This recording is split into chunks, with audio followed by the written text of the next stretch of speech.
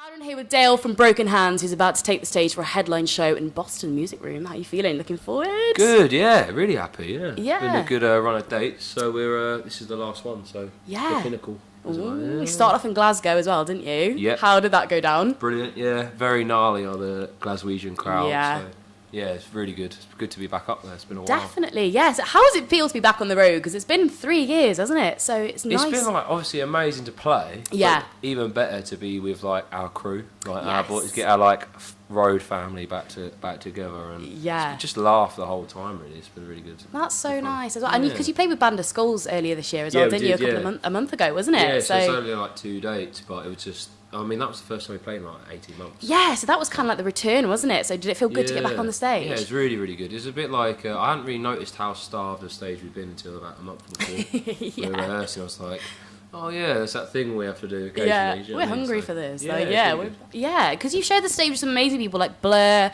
and Black Sabbath and Rolling Stones. Massive names. Like, you must have some great stories from there. Yeah, there's been a lot of stories. I was saying to someone the other day, I was saying about, especially Sabbath, because Sabbath are like a very crucial part of our DNA. Yes. And we met Jimmy Page at Sabbath and stuff, which is really good. Wow. And also sort of like, I think basically I had one of those moments where I took like the bottle of water and go, Yeah. Damon.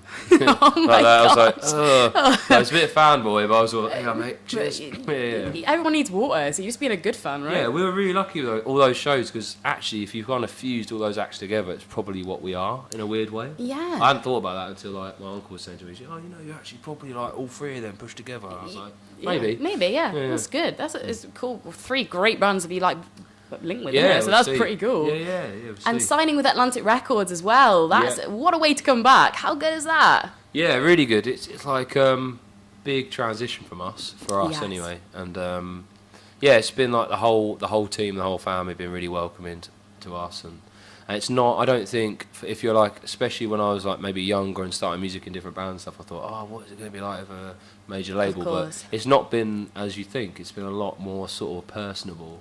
Yeah. Than I thought it would be. Yeah. But I think maybe the whole music industry is more like that than it used to be. Probably. Yeah, well, this is it. Maybe it's the sign of the times. I don't know. It is, yeah. I mean, you don't need to, you're in neither, do you? So it's all like No, when you get in there and then you exactly can that, find out. So, 100%, you know. Yeah, too right. But Split in Two and Friend's House, 2 wicked singles, really, really cool. And Julian Emery produced those, right? Yeah, so Yeah. we worked with Julian Emery. Obviously, he's behind Nothing But Thieves' Yes. first record and Yes. most of the second one as well. And weirdly, like he did the Lissy record as well, which like my sister was a massive fan of. So I was kind of like exposed to that album. There's some great songwriting and great production on that record. And when the list sort of came through of who was available, because we were kind of like, even though we had time out, we were kind of on a tighter schedule. It was like, Yeah. that's the top of my list, if you know what I mean. Yeah. And Tom, who we did the last record with, wasn't. He was like knee deep in a long recording process. So Yeah. it was great. We got really lucky, and he was amazing as well at like teaching us how to work with our label. Oddly, Yeah. because he kind of knew all the people involved a lot more, and because we were signed from the American side of the label, he kind of was almost like our translator.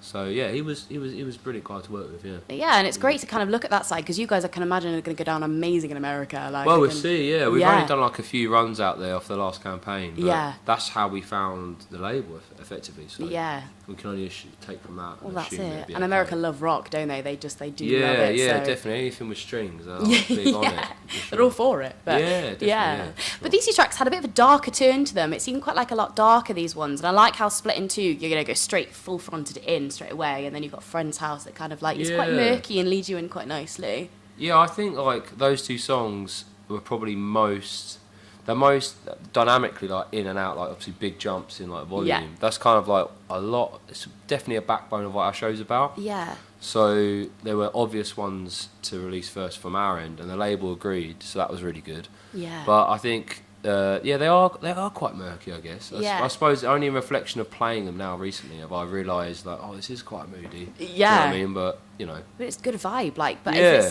because it's set. These are 2 like records off the new record, isn't it? Yeah. Coming up. Yeah. That's Definitely, exciting. I yeah. had a read about that as well, and it's interesting to see like what's going to come from that.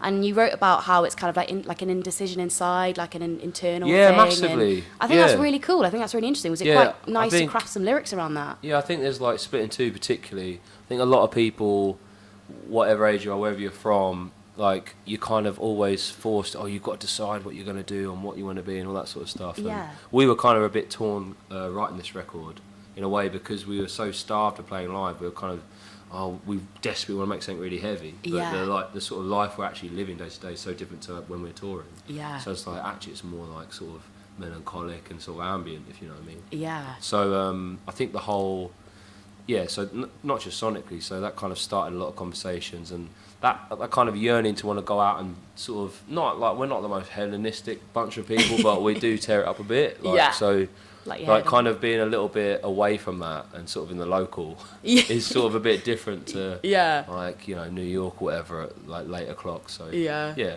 You had a great time in the local, they can't you? Yeah, It's so like a it's good sort of vibe. like accepting that we were caught between the two, and that's where Split in Two came from. I think that's great because I think division internally, that's a big topic. Like Yeah, I that's a think big so. relatable thing. I mean, like, I mean, there's, I mean, you can obviously, hopefully, people will take from it what they want. Of course. If you know what I mean, hopefully, but yeah. like in a roundabout way, like if like you could take it in like a sort of social sense or whatever. I don't really know.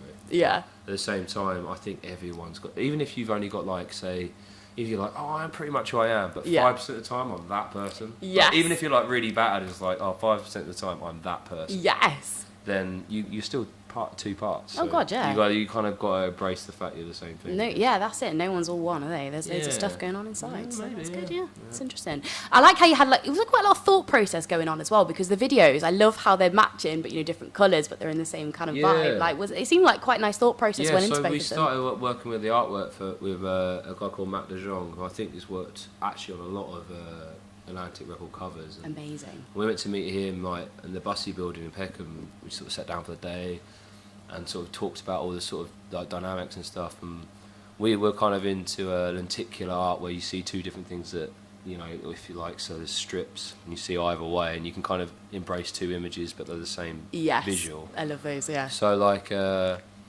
we kind of wanted to go down that route, so like we're going to go there, but between me and you and that, Yeah. we are going to go there. But this was a really good start, and the green and the red I think is division, isn't it? It's sort of like stop starts, all those different things. And Yeah. so it's very in its infancy imagery wise, but we do want to explore more of it.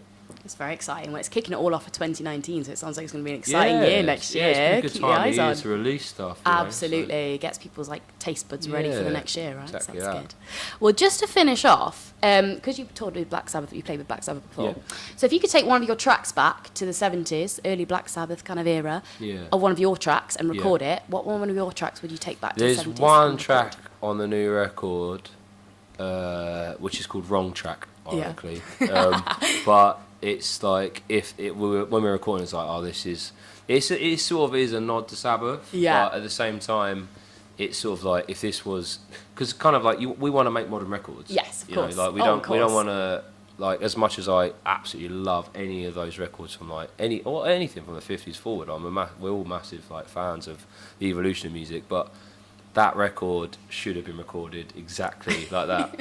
But it would just sort of stood out like a sore thumb. So Yeah. so I think probably there's a song on the new record called Wrong Track that Would probably have fit perfectly. Yeah, I You think brought it so. into the 21st century. Yeah, I Twist think in so. it. Yeah, I That's think so. good. Well, Dale, thank you so much for chatting to me Yeah, today, lovely to and I'm meet you, so yeah. excited to catch you live tonight. No, It's gonna thank be you for really having good. us. Exactly that.